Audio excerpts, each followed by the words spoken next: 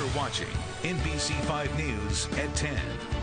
Breaking right now, gunmen opened fire inside 2 mosques in New Zealand. Witnesses saw people killed and there's a manhunt underway. This is all unfolding in the city of Christchurch. And minutes ago, we heard a harrowing account from a survivor at one of those mosques. The blood is spitting on me, splashing on me. And I'm thinking, oh my God, it's going to happen to me now. But fortunately, I'm alive. What I did was basically waiting for that and praying to God, oh God, please, let this guy run out of bullets. And when it stopped, first time I went, but one guy was sitting out just beside a wall, and what he did was, he told me, no. And then I went back again where I was. And next thing, the guy came and shoot this guy who told me not to get out. That man says he never heard the gunman speak. He estimates dozens of people were injured, saying the shooter went from room to room. And it is 4 o'clock Friday afternoon in Christchurch. Right now, police have locked down the city, telling people to stay inside, saying they're dealing with a serious and evolving situation with an active shooter. We are watching the situation closely and will bring you any new information as soon as we get it. Back here at home, outrage is growing tonight over the nationwide college admissions cheating scandal. And a major Texas university is feeling some of that anger. Students are suing the universities implicated in the scandal, including the University of Texas in Austin. Allie Spilliards is live in studio to explain what they hope to accomplish. Allie? Well, Laura and Brian, the scandal has a lot of students wondering if they were denied a fair shot by cheaters. And tonight, a Rutgers student who was rejected by Stanford and Texas despite a 4.65 GPA is suing. And others say they didn't get what they paid for when they applied for college. Every year, getting to the University of Texas at Austin gets harder and harder, according to Vicki Ross, who coaches kids through the process. It's extremely competitive. 75% of the admitted freshman class are auto admits. The fight for what's left has UT and one of its tennis coaches caught up in a bribery scandal rocking the college admissions world that's landing coaches and high-profile actresses in court, accused of helping kids cheat their way in. Now UT and 6 other schools named in that bribery investigation face a lawsuit from applicants like Nicholas Johnson. He was rejected by Texas despite a 4.65 GPA and a 1,500 SAT score. Lawyers say students should be compensated for admissions fees and time they spent applying, arguing the rejections were, quote, tainted by bribes and school officials who failed to assure an honest application process. The lawyers argue any student rejected by the schools in the scandal should be eligible for compensation. Ross is skeptical a lawsuit will work, pointing out a lot goes into the acceptances and rejections. You can be a perfect student, 4.0, take all of the advanced AP classes that there are, have perfect scores, and still not get into many of these schools. Tonight, UT defends what it calls a thorough, holistic admissions process, saying in a statement the actions alleged by federal prosecutors against one UT employee were not in line with that policy. They do not reflect our admissions process. And an attorney for UT men's tennis coach Michael Sinner, who's been accused in all of this, said he will plead not guilty. He's been fired by UT after 19 seasons, and before that, he was the head coach at TCU for 2 years, though the allegations against Sinner are not connected to his time there. In the studio, Allie Spilliards, NBC5. Allie, thank you. Well, incredible pictures continue to come in from the historic weather sweeping across the country. This is the scene right now on I-25 in Denver, where hundreds of vehicles are stranded after Wednesday's blizzard. Denver International Airport has been working through long lines as it tries to get operations up to speed. And happening right now in Kentucky, a tornado caused severe damage across parts of southwestern Kentucky today. It rolled along a 5-mile path, knocking down trees and power lines and damaging dozens of homes, marking a second straight day of powerful winter weather across the U.S. Across the heartland, sirens warning of danger. A funnel cloud swirled near Paducah, Kentucky, leaving destruction in its wake. Back there is a 60 by 64 truck building, and it's over in the field now. This is the first time we've ever had this like this in this area. It's on the ground right now. Look at all the debris that's coming up.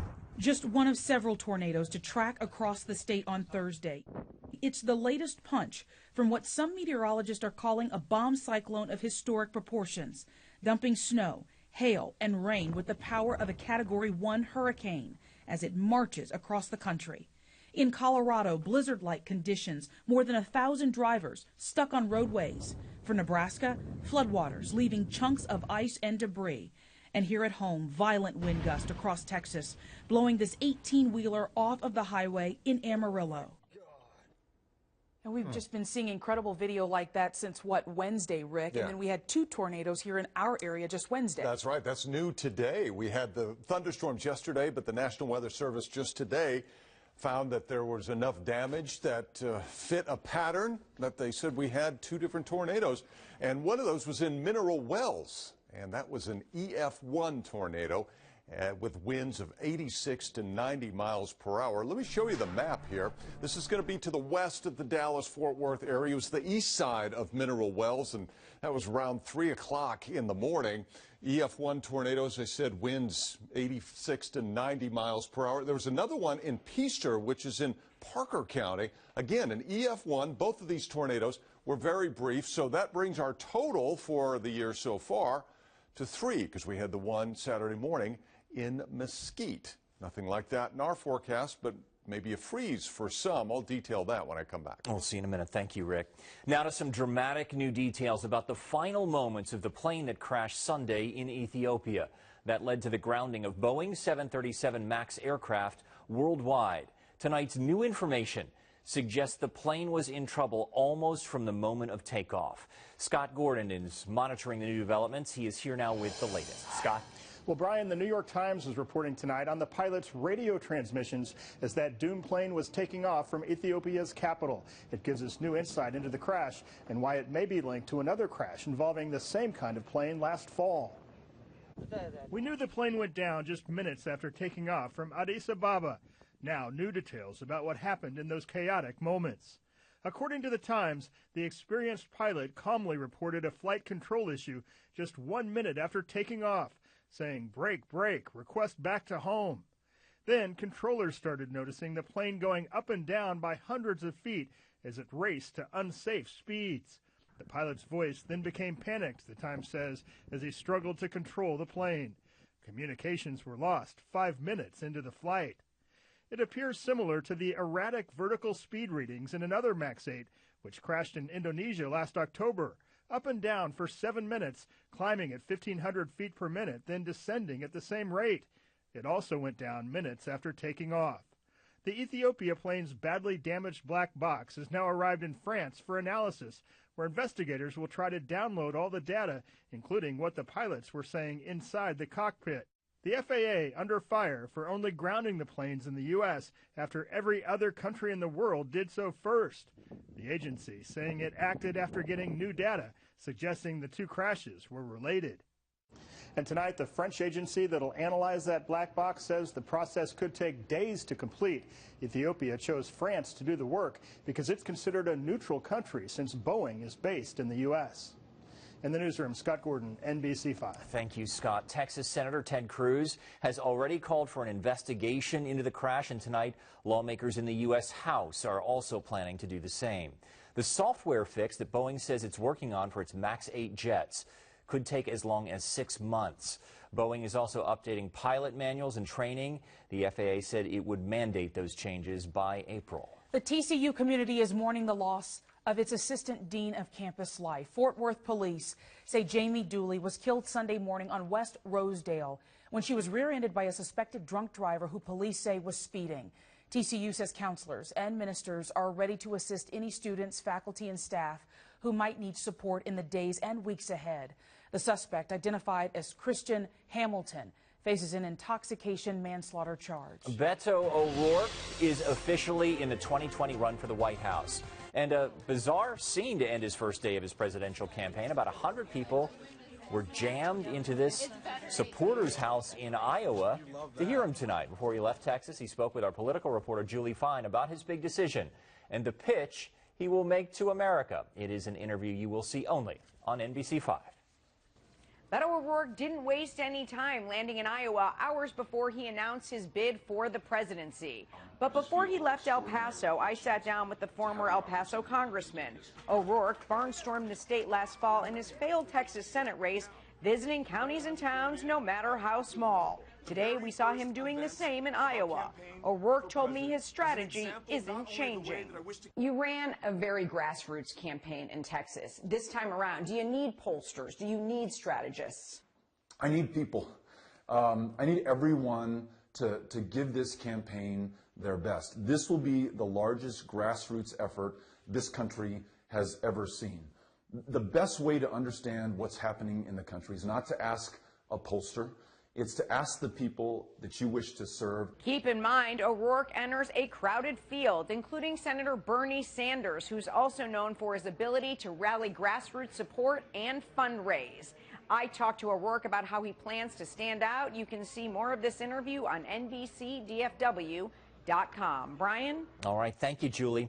President Trump says he will veto the congressional rebuke to his emergency declaration to build a border wall. The president emphatically tweeted veto after the Senate, including 12 Republicans, voted to support a resolution to end the national emergency. The resolution has already passed in the House.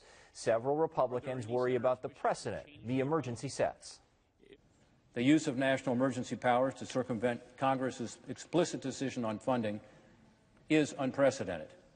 No president's ever used what's called the National Emergencies Act in this way. Texas Senators Ted Cruz and John Cornyn voted in support of President Trump. In February, Cruz said he was assessing the administration's legal authority to circumvent Congress's power of the purse. Last month, Cornyn said the president does have the authority, but called the decision regrettable. Well, coming up, K9 911, the dog in a serious jam, and how North Texas firefighters saved the day. Okay, don't put away the coats. Some of you may end up seeing a freeze. I'll show you where and tell you when. Then, in search of redder pastures, the booming business of helping conservatives settle here in North Texas. And iPhone in a blender? What we can all learn from the scientist's unusual experiment.